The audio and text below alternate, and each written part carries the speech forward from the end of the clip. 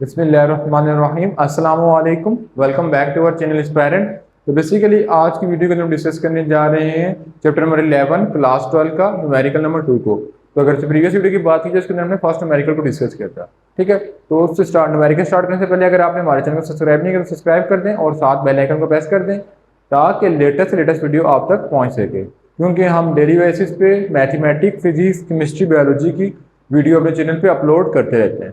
ठीक है, तो अगर सबसे पहले हम क्वेश्चन की स्टेटमेंट की तरफ आते हैं कि स्टेटमेंट के अंदर क्या लिखा हुआ है।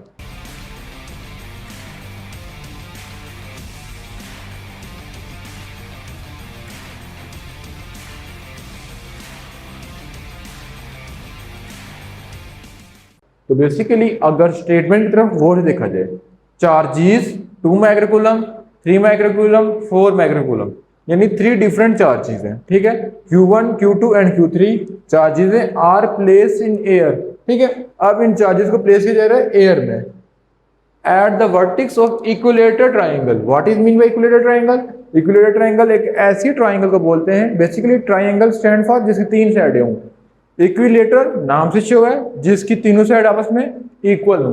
ठीक है, इक्विलेटर ट्राइंगल है और हर साइड कितने सेंटीमीटर है? 10 सेंटीमीटर। अब हर साइड 10 सेंटीमीटर क्यों होगी? क्योंकि एक इक्विलेटर ट्राइंगल है तो हर साइड उसका डिस्टेंस इक्वल होगा। ठीक है, यानी लेट्स सपोज मैं बात कर लूं कि मेरे पास एक ट्राइंगल है, तो ये इक्विलेटर ट्राइंगल है, तो ये भी 10 होगा, ये भी 10 होगा, ये भी 10 होगा। अगर कोई एक साइड छोटी बड़ी हुई तो वो इक्विलेटर ट्राइंगल नहीं होगी। ठीक है, What is the magnitude of a resultant force acting on 4 microcoulomb charge? हमें बेसिकली क्या फाइंड करनी है कि 4 माइक्रोकूलम चार्ज पे कितनी फोर्स एक्ट हो रही है।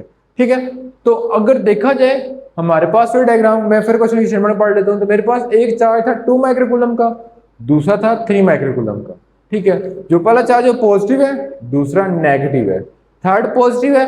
Are place in air, basically किस में रखा जा रहा है? एयर में।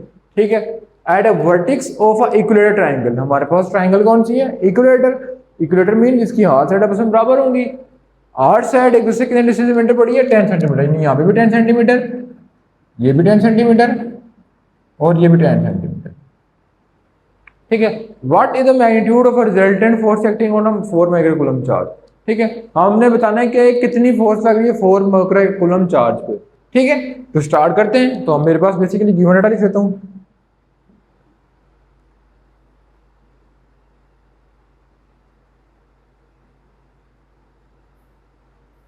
गिवन डाटा में आपने बेसिकली क्या गिवन है? सबसे पहले 3 चार्ज गिवन है, तो चार्ज Q1 कितना है? 2 माइक्रोकूलम, यानी 2 इंटू 10⁻⁻6 कूलम। ठीक है, फिर चार्ज 2 है जो कितना है? -3 माइक्रोकूलम, जो कि -3 इंटू 10⁻⁻6 कूलम हो जाएगा। फिर चार्ज 3 है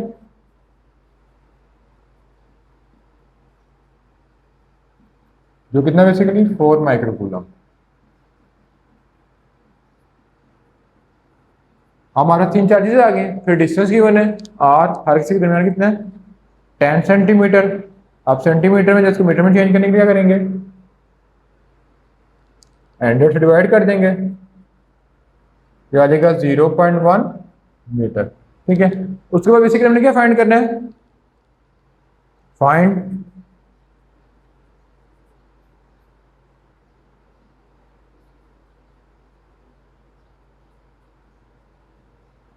resultant force on 4 coulomb. 4 microcoulomb में हमने रिजल्टेंट फोर्स फाइंड करनी है। तो बेसिकली फार्मूला कौन सा यूज होगा? कूलम लॉ वाला फार्मूला।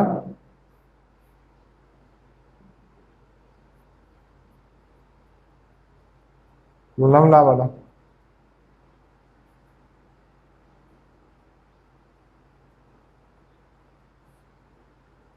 ठीक है, तो बेसिकली अगर देखा जाए तो हमारे पास लिखा हुआ है कि ये इक्विलेटर ट्रायंगल है। ठीक है, अब चीज समझने वाली मैं यहाँ पे समझा दूं क्योंकि मैंने यहाँ पे एंगल लिखा है। ठीक है, मैं लिख लेता हूँ एंगल थीटा, वो है 60 डिग्री।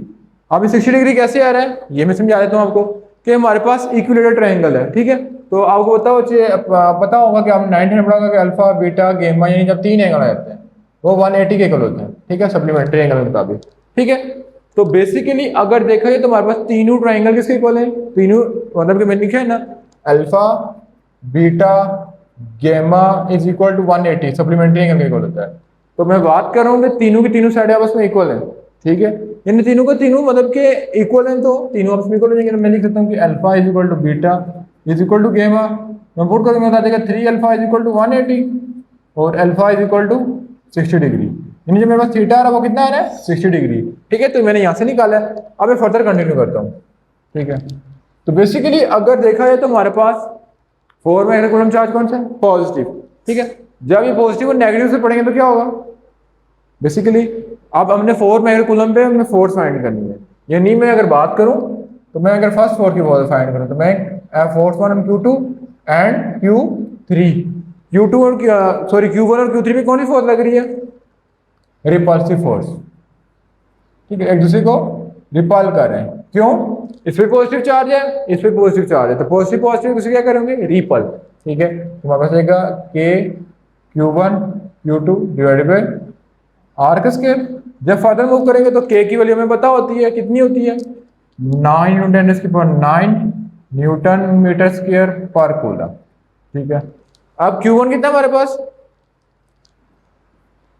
मैं रिपल्सिव फोर्स पहले फाइंड करूं, मैंने फोर्स फाइंड करनी थी 4 माइक्रोकूलम में, तो 4 माइक्रोकूलम में दो फोर्स लग रही हैं, एक 3 और एक 2, पहले मैं बेसिकली कर रहा हूं 2 के लिए, फिर मैं 3 के लिए भी कर लूंगा।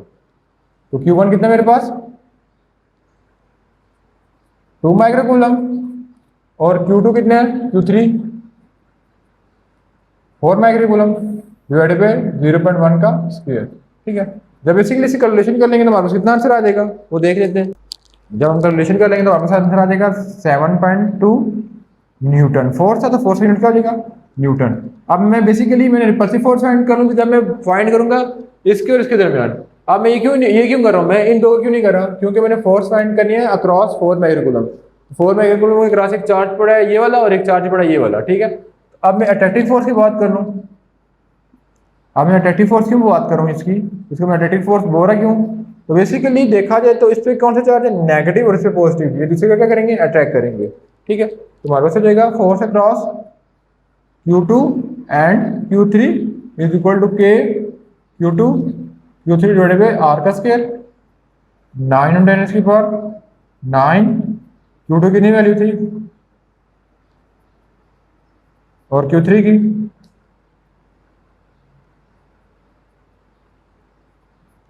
डिवाइडेड बाय 0.1 का स्क्वायर। बेसिकली जब मैं इसे कैलकुलेशन करूंगा तो मेरे पास कितना आंसर आ जाएगा इसके भी देख लेता हूँ। बेसिकली जब ये कैलकुलेशन कर लेंगे तो आ जाएगा 10.8 न्यूटन, ठीक है। अब हमने अगर फर्दर बात की तो हमने फाइंड करना था what is the magnitude of resultant, हमें बेसिकली रिजल्टेंट फाइंड करना था, तो हमने 4 कूलम के क्रॉस 2 फोर्स से आ रही है, हम इनका रिजल्टेंट फाइंड कर लेंगे। तो रिजल्टेंट का फार्मूला क्या हो जाएगा, F of resultant for Q3 is equal to जो हमने पहले निकाल लिया एफ ऑफ Q1 Q3 का square plus F of Q2 Q3 का square 2 F of Q1 Q3 और Q2 Q3 cos थीटा, ठीक है। ये इसका फॉर्मूला हो जाएगा, इस फॉर्मूले के अंदर वैल्यू पुट कर लेते हैं।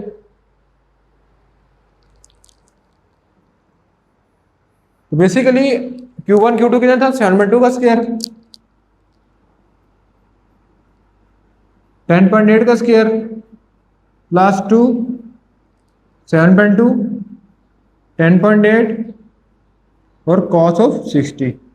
अब सारी वैल्यू पुट कर लेंगे तो मेरे पास आंसर आ जाएगा। तो जब मैं कैलकुलेशन करूंगा तो मेरे पास कितना आंसर आ जाएगा, मेरे पास टोटल आ जाएगा 15.7 न्यूटन। तो बेसिकली जो फोर्स लग रही है अक्रॉस Q3 यानी 4 माइक्रोकूलम के अक्रॉस जो फोर्स लग रही है वो कितनी है 15.10 न्यूटन, ठीक है। तो ये था बेसिकली जो है एमसीक्यू जो है न्यूमेरिकल क्वेश्चन नंबर 2।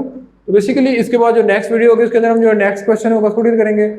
तो बेसिकली उससे पहले अगर आपने हमारे चैनल को सब्सक्राइब नहीं किया सब्सक्राइब कर दें और साथ बेल आइकन को प्रेस कर दें ताकि लेटेस्ट वीडियो आप तक पहुंच सके। उसके अलावा बेसिकली जैसे क्वेश्चन समझा रहे हैं तो अगर आपको ज़्यादा डिटेल में चाहिए तो कमेंट सेक्शन में बताना, तो इंशाल्लाह उससे ज़्यादा डिटेल में वीडियो बनाएंगे, या जैसे हमारी कोई भी मिस्टेक आ रही है, ठीक है, तो हमें बताना ताकि हम उसको इम्प्रूव करें और नेक्स्ट वीडियो में वो चीज़ आपको ज़्यादा अच्छे तरीके से समझ आ सके। तो इंशाल्लाह मिलेंगे नेक्स्ट वीडियो में, तब तक अल्लाह हाफिज़।